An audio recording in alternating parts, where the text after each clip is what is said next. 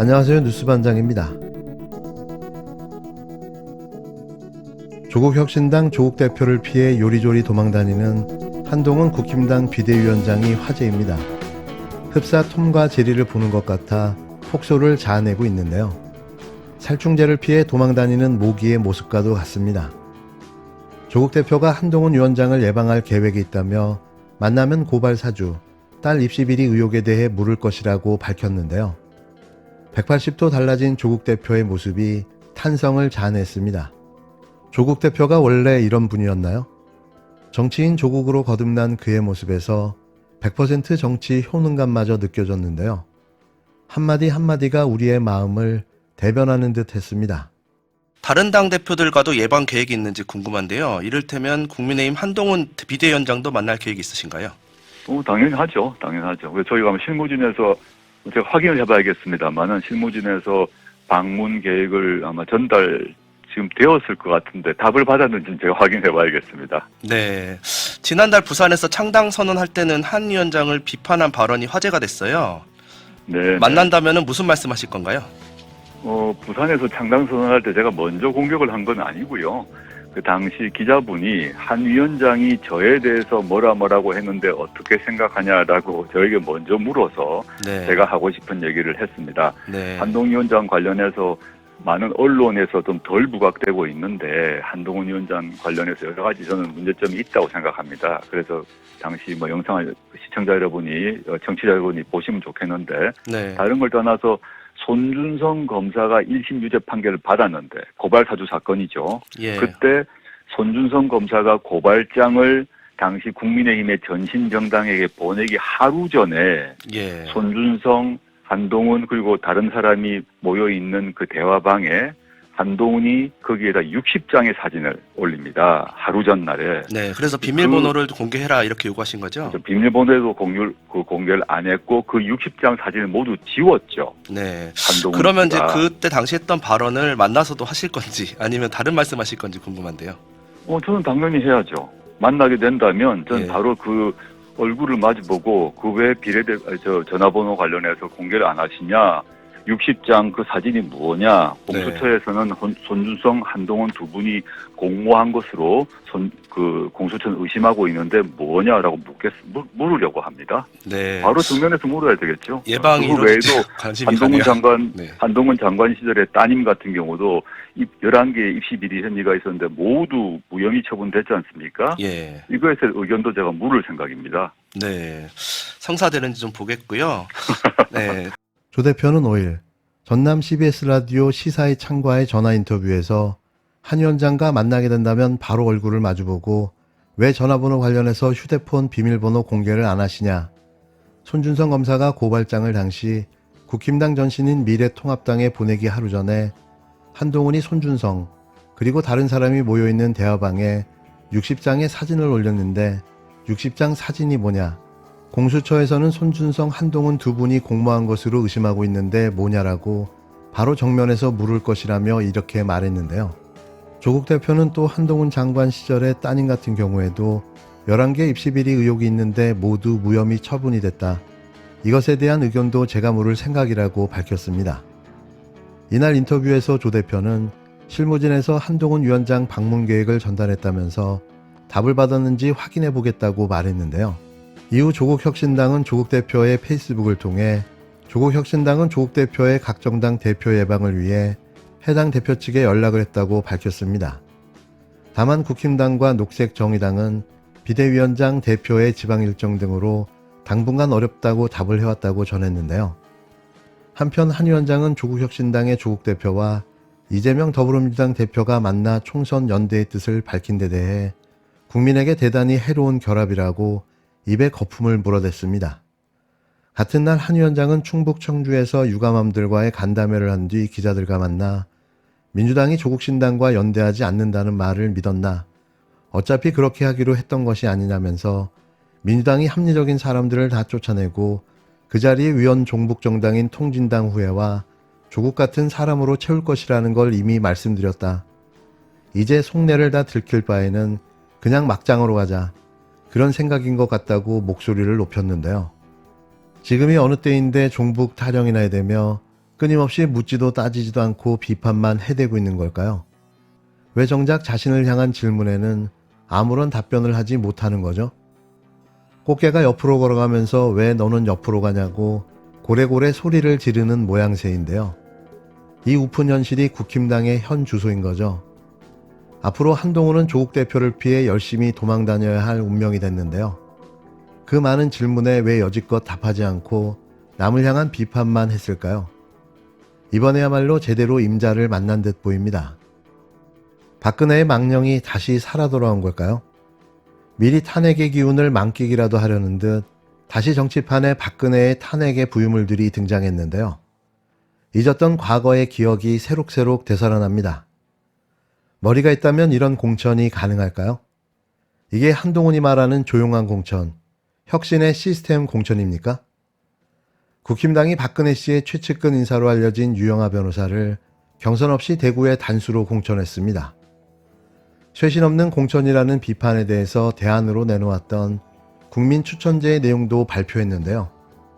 쇄신은 없고 구태만 넘쳐났습니다.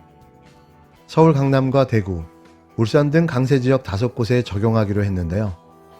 기준도 내용도 불분명한 국민 추천제가 진짜 추천제일까요? 미리 정해놓은 후보를 또 꼽아넣기 하겠다는 의도로 보여집니다. 탄핵당한 박근혜 대통령의 최측근 변호사를 공천하면 탄핵의 추억이 더 생각날 뿐입니다. 탄핵된 박근혜 변호사를 공천하는 걸 보니 국민의힘이 다급한가 봅니다. 박근혜 수사를 한 검사가 누굽니까? 자욕을 위해서는 별짓을 다 해도 됩니까? 다 국민 심판거리들입니다. 박근혜 씨의 복심으로 알려진 유영하 변호사가 대구 달서갑의 현역 의원을 제끼고 단수 공천을 받았습니다. 그 국힘당 텃밭에서조차 꼽아넣기가 자행되고 있는데요. 놀라운 건 이런 상황을 보고도 비판하는 언론이 한 개도 없다는 거죠. 박근혜 씨 탄핵 사건에서 변론을 맡았던 도태우 변호사에 이어 친박 인사가 또 대구에서 공천된 건데요. 이러면서 혁신을 이야기할 수 있는 걸까요? 이건 말 그대로 고인물, 썩은 물 인사인 겁니다. 정영환 국힘당 공천관리위원장은 굉장히 논의를 많이 했고 그래서 굉장히 늦게 발표했다며 약간의 정무적인 판단도 일부 들어가 있다고 밝혔는데요. 박근혜 씨 챙겨주기 말고는 뭐가 있을까요? 세월호 특별조사위 활동을 방해한 혐의로 재판을 받고 있는 김영석 전 해수부 장관은 충남 아산갑에 단수 공천돼 논란이지만 당에선 충분히 검토했다는 입장을 내놨는데요. 민주당 홍익표 원내대표가 일찌감치 나선 서울 소처울에는 신동욱 전 TV조선 앵커가 단수 공천됐습니다. 송파갑에 이어 서울 강남권에서 TV조선 출신의 앵커 2명이 여당 공천을 받게 됐는데요. 국힘당이 보여주는 막장 공천이 놀라울 뿐입니다. 서울 강남병에는 갤럭시 성공 신화로 유명한 영입인재 고동진 전 삼성전자 사장을, 이준석 개혁신당 대표가 출마하는 화성을에는 39살 한정민 전 삼성전자 연구원을 전략 공천했는데요. 서초을의 박성중 의원은 민주당 30년이 탈당한 경기 부천을로 옮겨졌습니다. 쇄신 없는 중진불패 공천이라는 비판의 해결책으로 내놓은 국민 추천제는 서울 강남을, 대구, 울산 등 텃밭 5곳에 도입하기로 했는데요. 이곳에 꼽히게 될 마무리 공천 인사를 보면 이 공천의 실체가 드러날 전망입니다. 한동훈 비대위원장은 청주를 찾아 격전지 방문 행보를 이어갔고 내일부터 수원과 용인 등 경기 남부 열세 지역을 잇따라 방문할 예정인데요. 이들이 과연 정상적인 정치 집단으로 보이십니까? 이러고도 공천이라고 말할 수 있을까요? 누가 지금 사천을 하고 있고 누가 지금 꼽아넣기를 하고 있는지 보이시지 않으십니까? 두 눈을 부릅뜨고 이들의 폐악질을 똑바로 봐주시기 바랍니다. 민주당의 혁신 공천 시스템은 4가지 특징이 있습니다. 첫 번째, 선출직 평가 시스템을 통해 현역 의원들에 대한 다양한 항목의 절대평가를 실시합니다. 국민의힘은 한동훈 비대위원장과 원내대표가 평가를 하고 15%나 반영한다고 하던데 이것은 주관적인 평가 아닌가요? 이런 게 멋진 공천입니까? 두 번째, 사전 검증을 강화했습니다. 카페 업사로부터 뇌물을 받는 CCTV가 공개되었는데도 공천받고 대통령 처가땅 특혜 의혹에 관련되어도 공천받고 취업 비리에 연루되어 상대 당을 탈당한 사람도 받아들여 검증 없이 공천하지는 않습니다. 세 번째, 현역 경선을 원칙으로 했습니다. 민주당의 현역 경선은 72곳으로 43.4% 과반에 육박합니다. 현재까지 치러진 26곳의 경선 지역 중 10곳에서 현역 의원이 탈락해서 38.46%로 역대 최고입니다. 향후 현역 경선 예정 지역 48곳도 지켜보아야 합니다. 반면 국민의힘은 현역 의원 전체 114명 중 현재까지 47명을 단수 공천했습니다. 41% 정도 됩니다. 아직 공천 진행 중임을 감안하면 단수 공천 비율이 앞으로 더 늘어날 것으로 보입니다.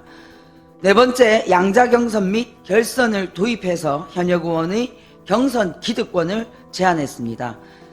206곳의 후보를 확정해서 공천이 81% 진행된 국민의힘을 보겠습니다. 3월 5일까지 3선 중진 재공천 비율은 74%입니다. TK 지역 현역 재공천율은 52%.